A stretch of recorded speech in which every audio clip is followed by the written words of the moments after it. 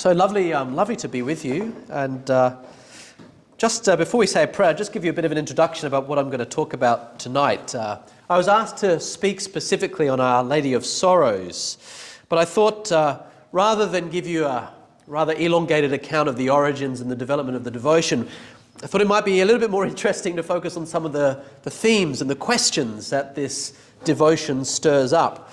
But ultimately what I want to do tonight is present the vision of sorrow and suffering through the eyes of the Church's greatest saint, and that's Our Lady. And I guess there's three things I want to talk about.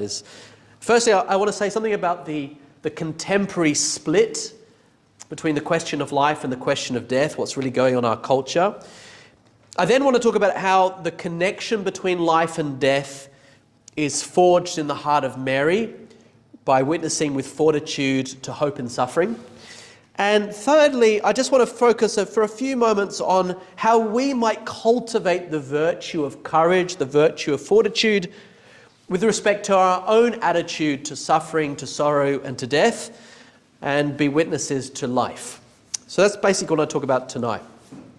I have a philosophical background, so bear with me if what I say sounds a bit abstract. I'll try and unpack it later if it needs to be done so. Okay, in the name of the Father and the Son and the Holy Spirit. Amen.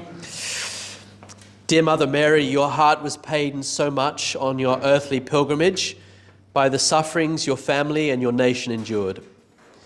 A sword of sorrow pierced your loving heart each time you experienced the pain of sin, which wounded your innocent Son and all those around you.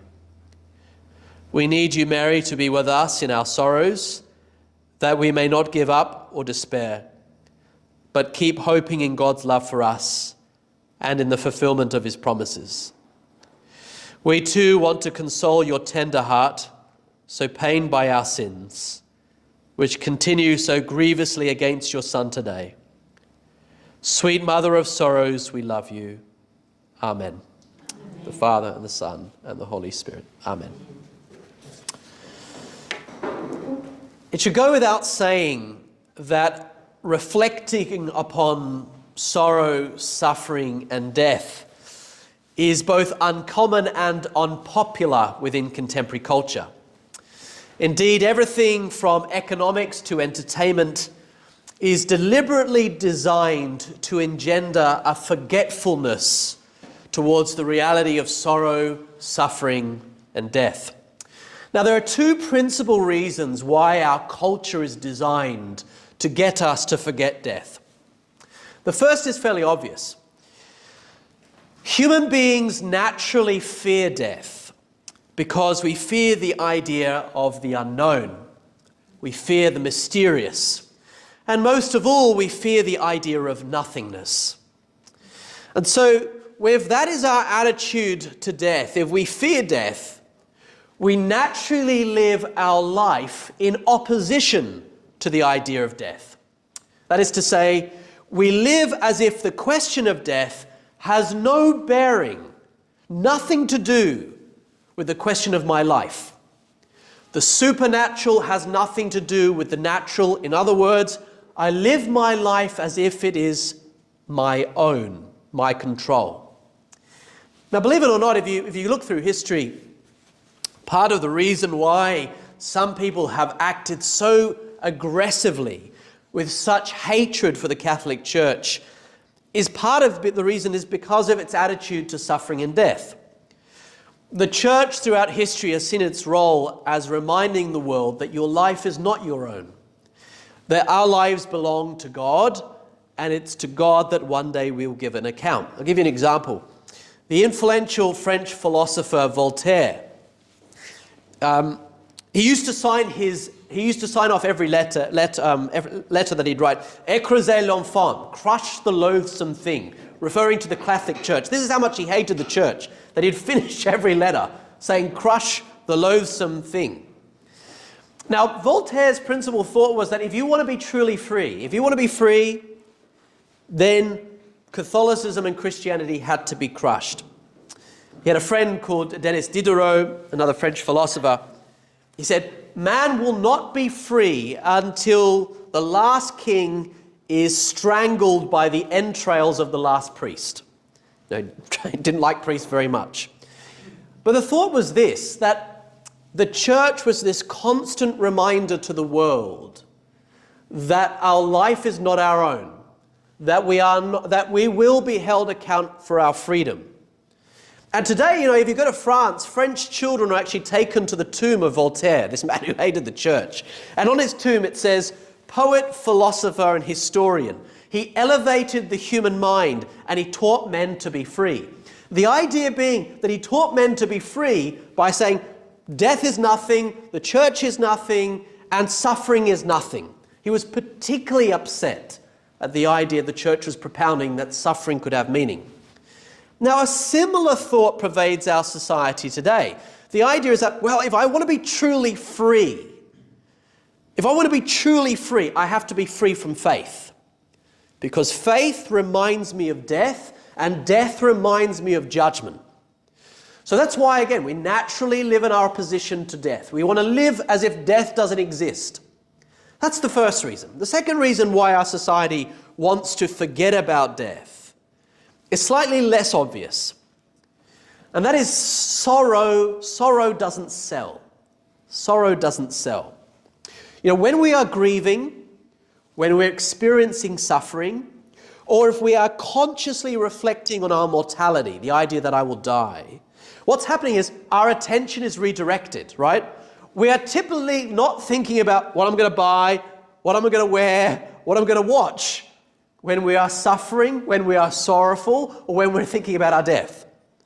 The thought of death and the subsequent feelings of sorrow has this power to completely reorientate our thoughts. We reorganize our priorities and we question how we use our time, which is the most precious gift. We've all experienced it. When we're suffering or when someone's dying, we don't care anymore, at least for those moments, how much money we've got in the bank. No one cares how much money they've got in the bank when they're dying. All of a sudden our priorities are rearranged. And the more I've thought about this, the more I've realized how avoiding the question of death, not reflecting on the meaning of suffering and sorrow, weakens us as human beings. Forgive me for being a bit philosophical for a moment, but I think the fact of this weakness points to something immensely important about Our Lady of Sorrows, which I'll come to in a moment. But think of it this way. On the one hand, human beings are increasingly inclined to evade the question of suffering and death. Because, as I said, we fear it. So we want to run away from it, right? So that's why we look for every sort of distraction, anything that can distract us from remembering the fact that we are sorrowful, that we are going to suffer, and that we're going to die.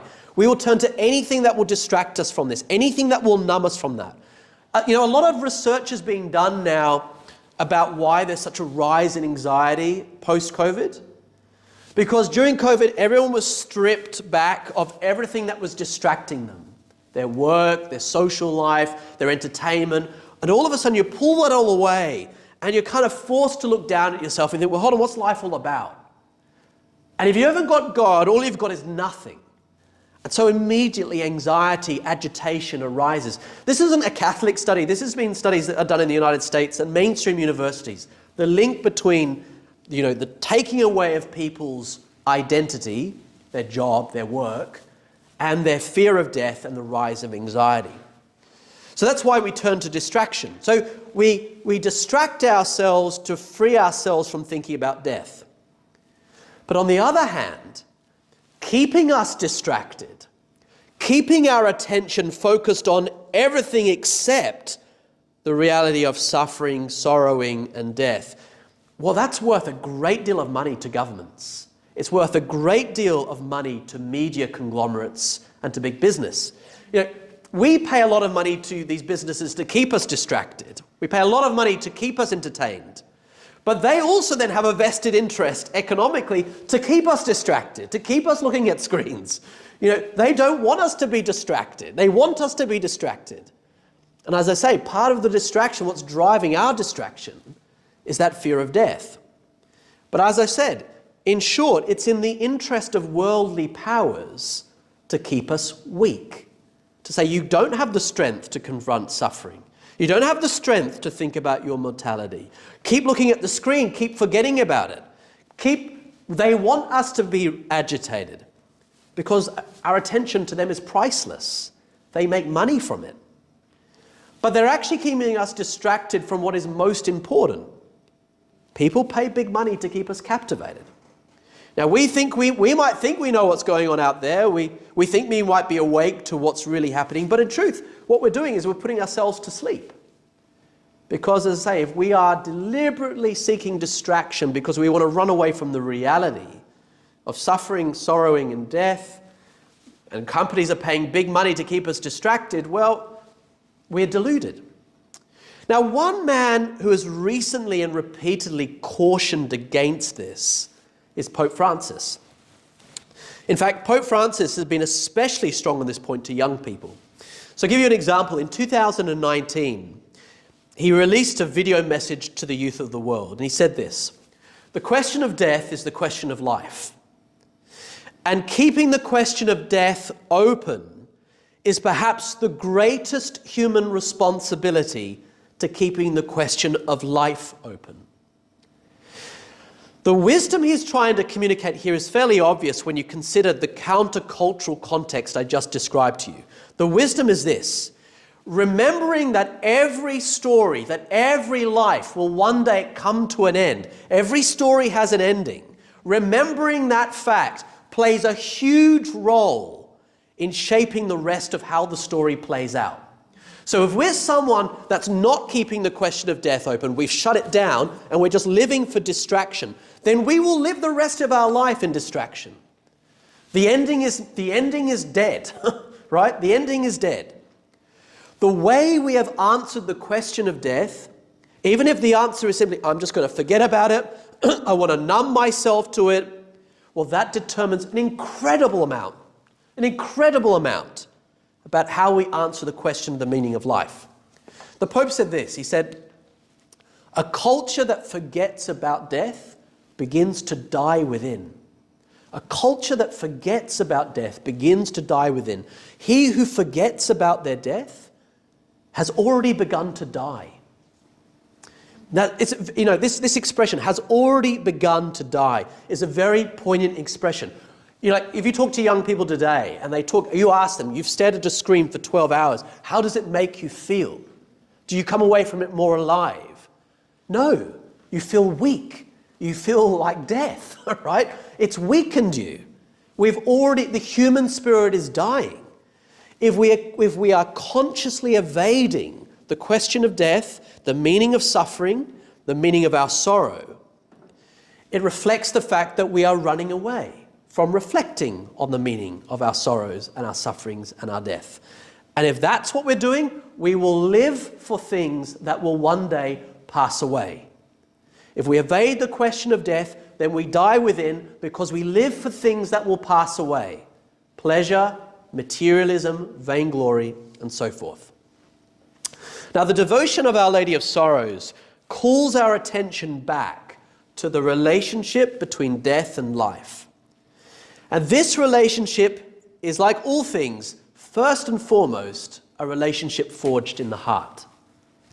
Death is not something we add to our life. It's not something, that's just that bit we add on at the end, as if it's something extrinsic to the meaning of life. That's what euthanasia thinks. No, death is intrinsic to the question of life. Suffering, our approach to suffering, is intrinsic to the question of meaning. Sorrow, the meaning of sorrow, is intrinsic to the question of hope. We celebrate the feast of Our Lady of Sorrows on the 15th of September, which is always one day after the feast of the Exaltation of the Holy Cross.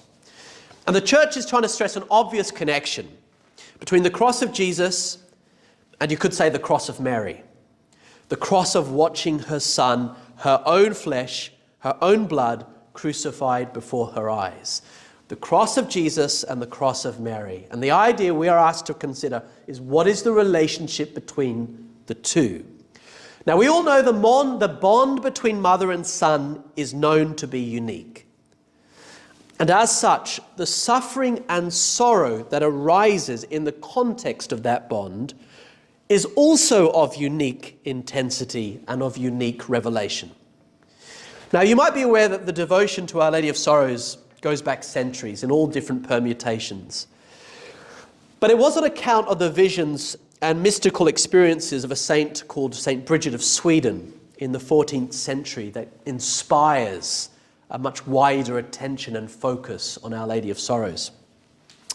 And this devotion culminates, that's given to Saint Bridget, it culminates in the idea that we meditate on the 7 sorrows of Mary.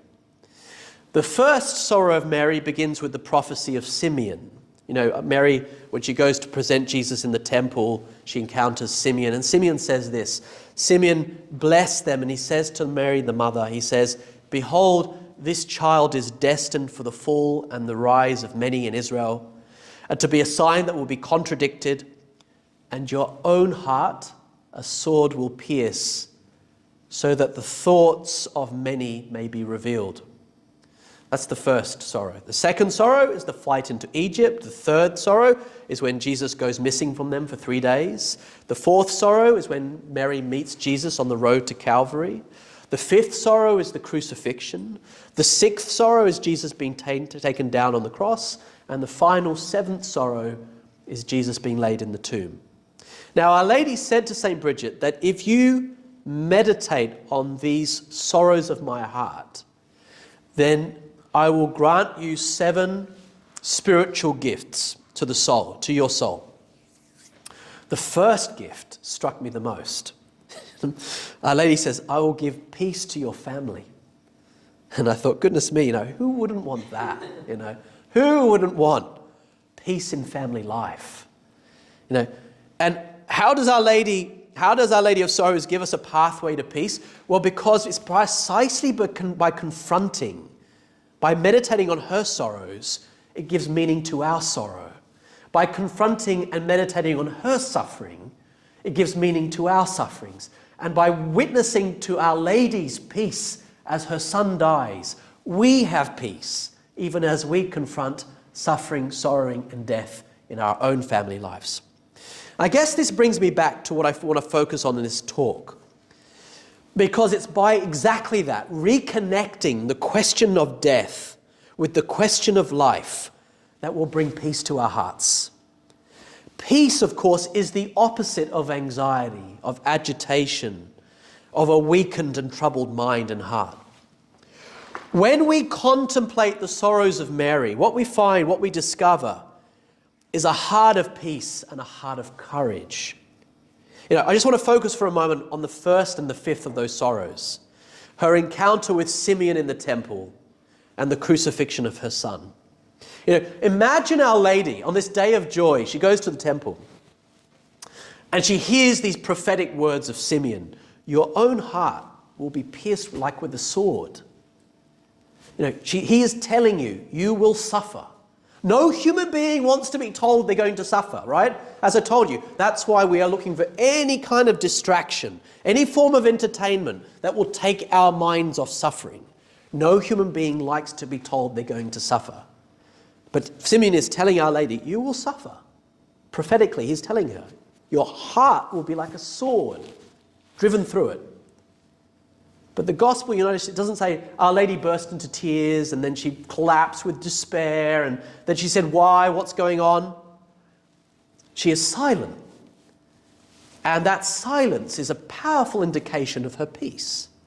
Absolute trust. What is perhaps even more interesting is what Simeon says next. Your own heart will be pierced, Mary.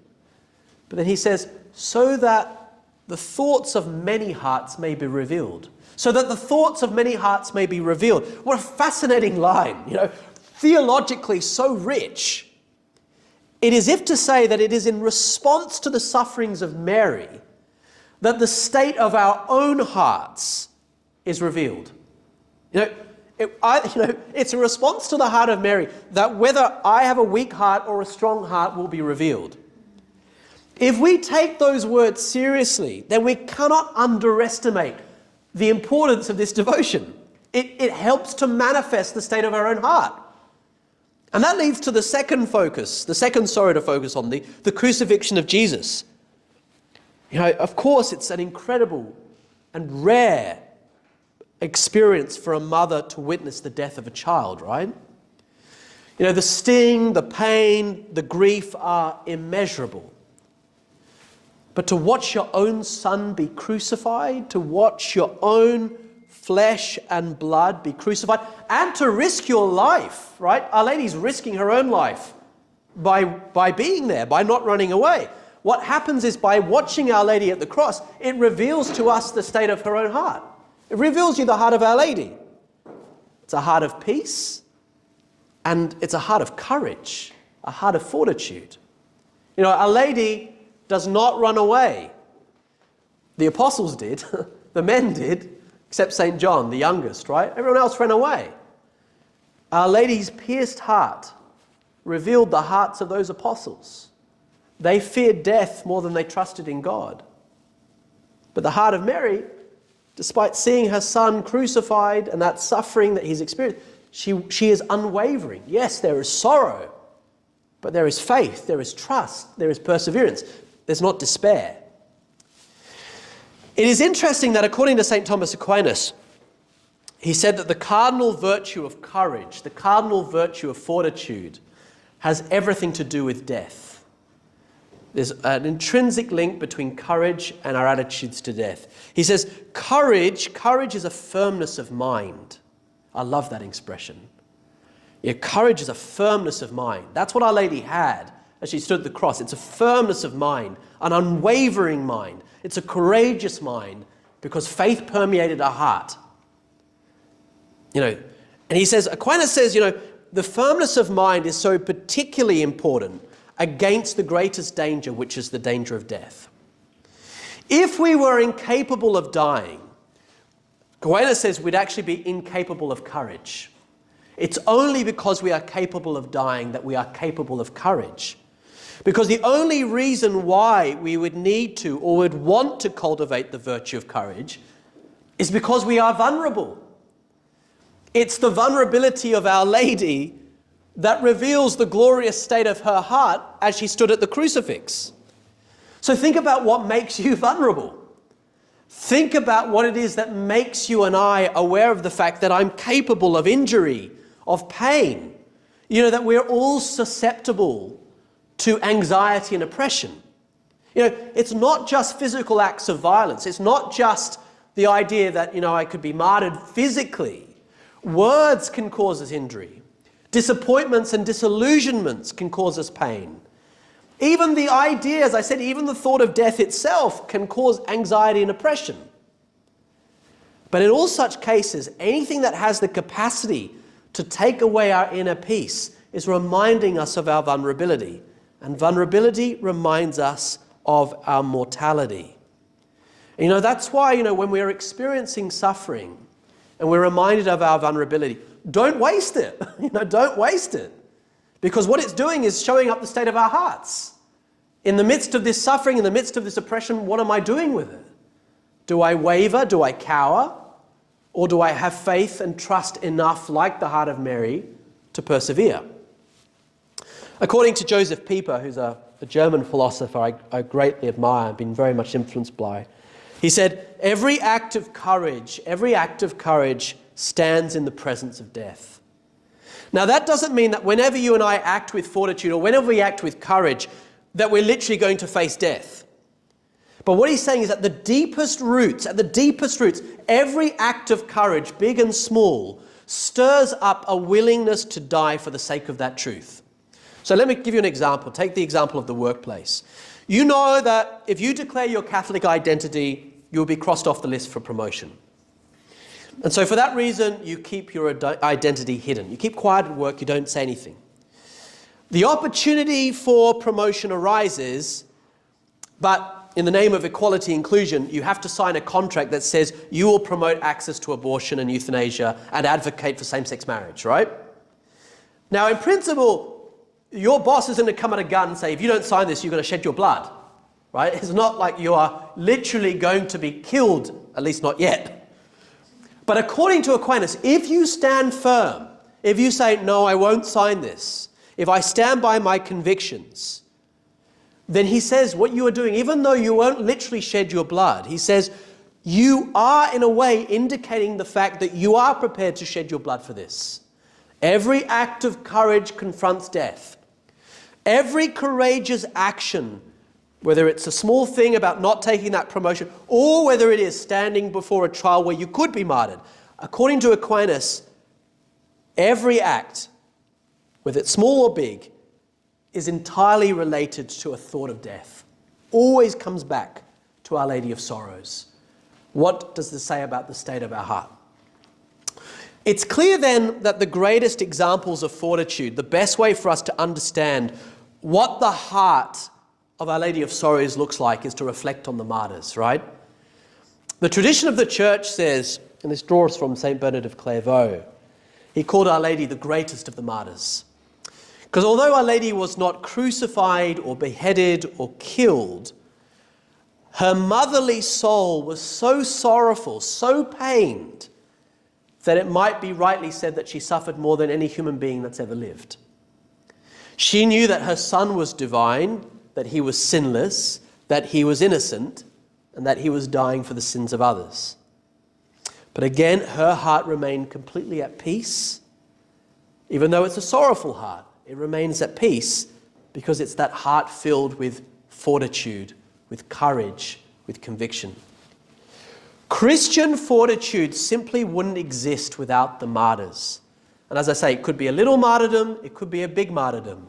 But whenever we make ourselves vulnerable, whenever we have to sorrow for something greater, it's revealing our attitudes to death. As I said to you, every act of courage is reflecting how we have answered the question of death. Maybe one other example. It's very rare that we have examples in the Church of Martyrs where mother and son come together. But there was one other example that I was very moved by. And I actually didn't know this until last year, and when I went back to Mexico. As I say, it's a rare experience for a mother to watch their son martyred, right?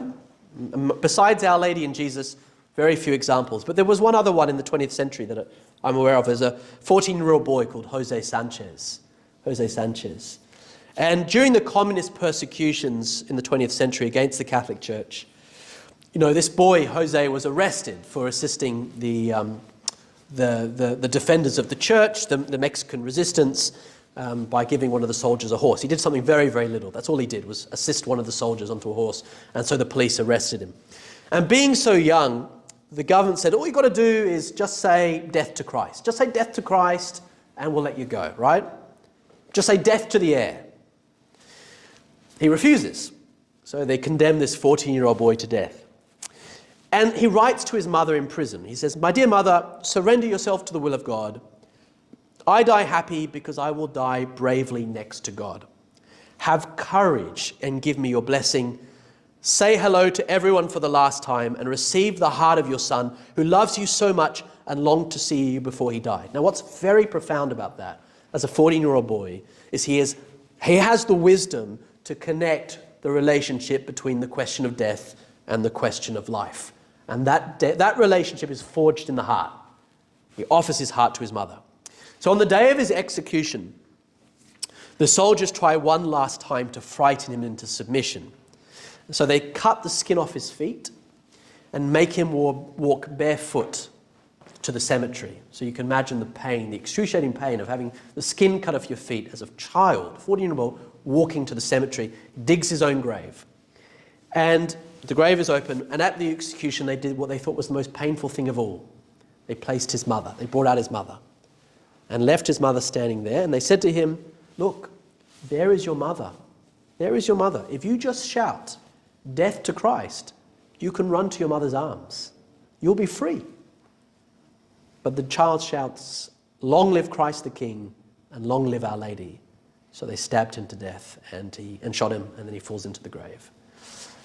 The sorrowful heart of a mother, you could imagine the sorrow of that mother standing watching that brutality acted against her son.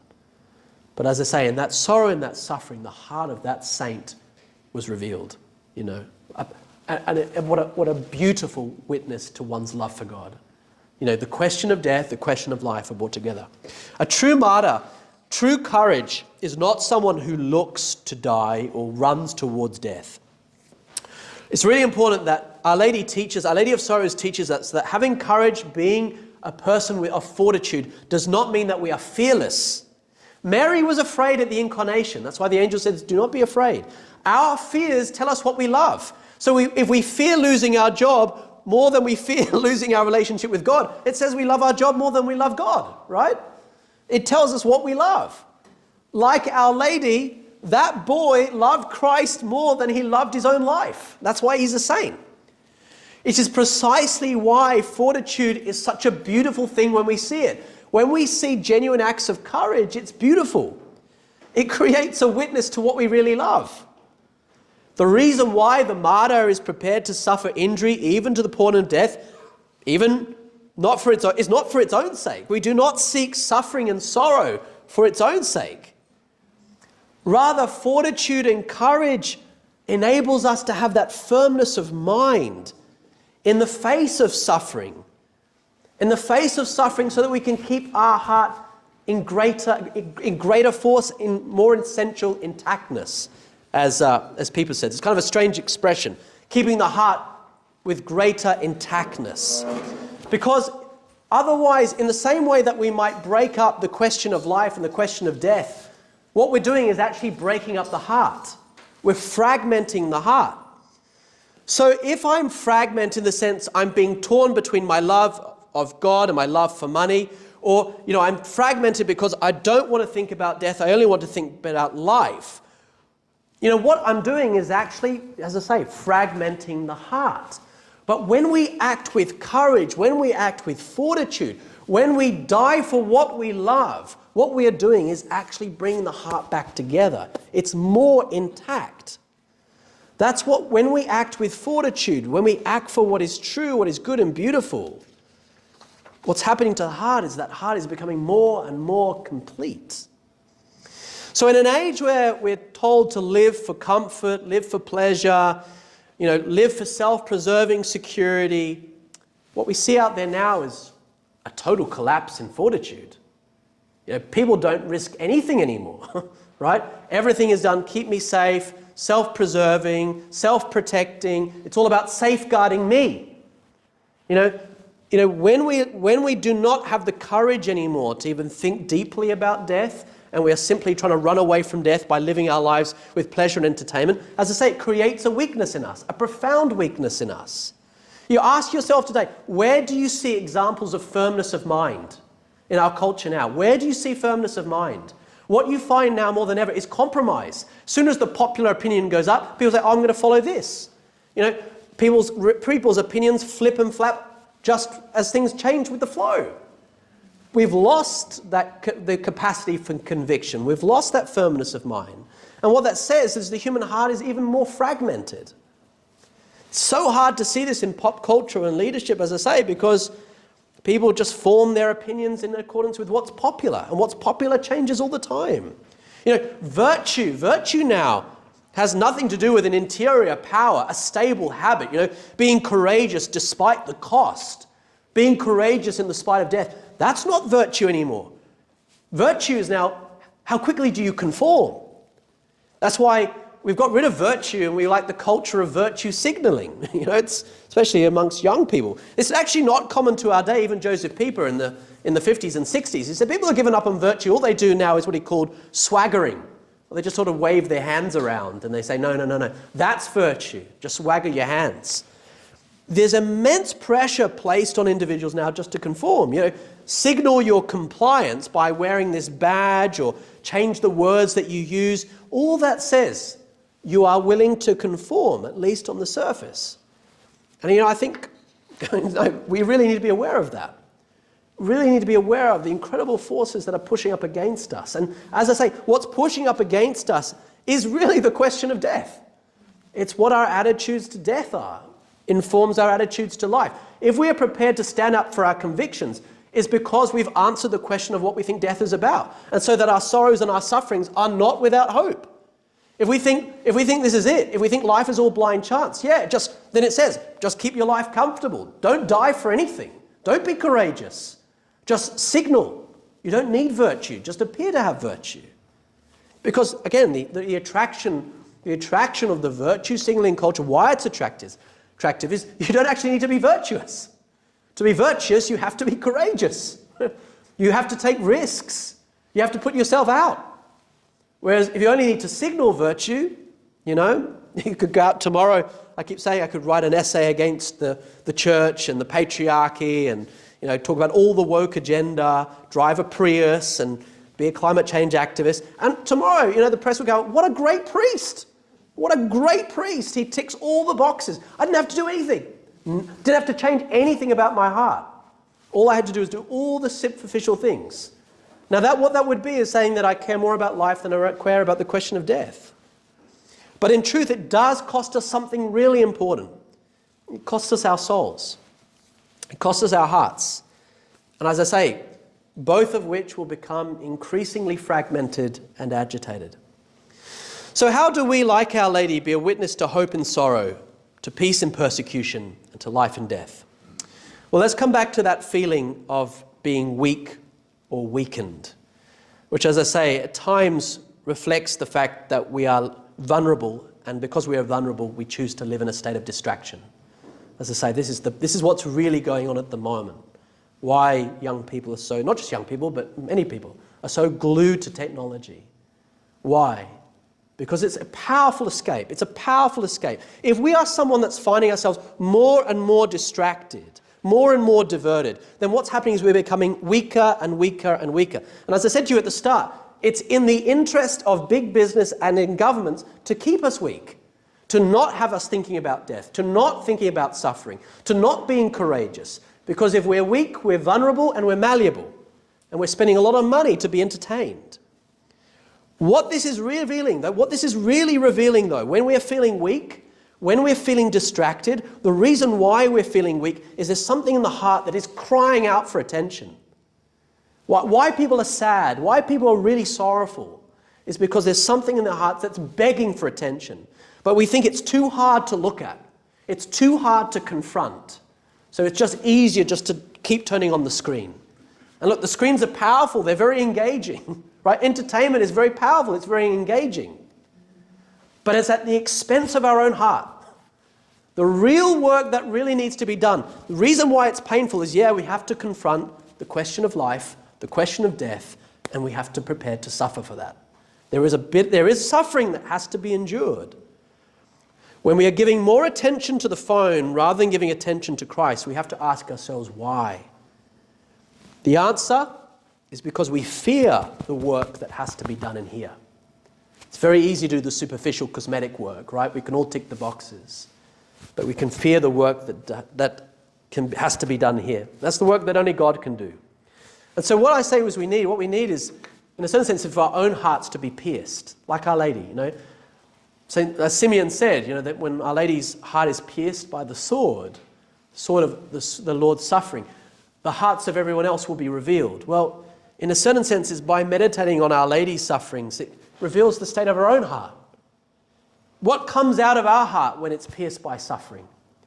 What comes out is actually fear and anxiety and agitation. Do we run away? Or do we, like Our Lady, have faith enough to stand with courage, conviction, fortitude? Our own sufferings give us the best indication as to what's really going on in our hearts. And that's why I said before, we shouldn't waste our sufferings. There's enough suffering in everyone's life. You don't need to go looking for it. But how we respond to our crosses, whether it be, the struggles at work, the pressure to conform and you decide not to conform, the pressures of bringing up children in today's world, how we respond to that, the suffering that's involved in even having a prayer life, of making that commitment, getting to Mass every Sunday, or being committed to our daily prayer, that says a lot about what's going on in our hearts. Unlike Our Lady, we will fall short of that perfect heart. We're going to fall short of perfect fortitude and perfect hope. That's why we need the balm of the sacraments, right? We need to make ourselves vulnerable before God, not before the world. And especially when you go to confession, when you make yourself vulnerable in confession, it can be painful, right? Self-knowledge can be painful, but self-knowledge, If we didn't believe in God and we looked down at ourselves, yeah, that would be painful, be horrible, but it's the merciful face of Christ that's staring back at us. That's why it's such a hope-filled encounter. In the same way that Our Lady is gazing on the eyes of her Son on the cross, it's the same eyes that are looking back at us in the sacrament of confession. That's the answer to everything right now, is true self-knowledge. We need to know the genuine state of our hearts. Is it a heart of fortitude or is it a heart of fear? So what Our Lady of Sorrows teaches us is something that I've repeated a lot of late to young people. I always say this: unless what you put your hope in has the power to create a new heart in you, it's not hope. If what you've put your hope in, if what you put your trust in doesn't have the power to create a new heart in you, then it's rubbish. It's going to leave you empty and disheartened. If what you put your hope in doesn't have the power to create a new heart in you, then don't do it. Don't put your hope in it. Don't put your trust in it. It will disappoint you. If what you put your hope in bypasses the difficult and arduous task of converting your own heart into a heart that is filled with fortitude and fervour, because it's a heart that has reflected honestly and sincerely on the relationship between death and life, then you can be certain it is not hope, it's a distraction. Let us pray to Our Lady of Sorrows, whose courage was such that she dared to hope as she gazed with all her heart upon the cross. Remembering always, as St. Catherine of Siena said, nothing great is ever achieved without enduring much.